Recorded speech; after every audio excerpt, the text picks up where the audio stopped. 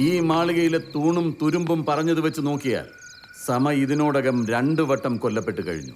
2 അതിലേറെയോ കാരണങ്ങൾ. ഇവരഭയം കൊടുത്തു എന്ന് പറയുന്ന ആ പുരുഷനും കിടാവും, ഇവർക്ക് അഭയം കൊടുത്ത കുറുപ്പ് എന്നിവരെ കാണുവാനുമില്ല.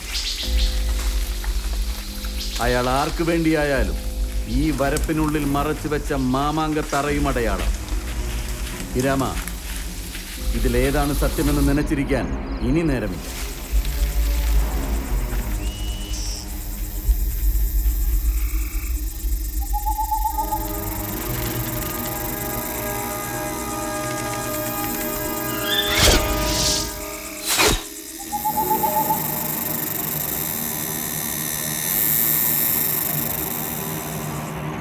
സമയെ കൊന്നത്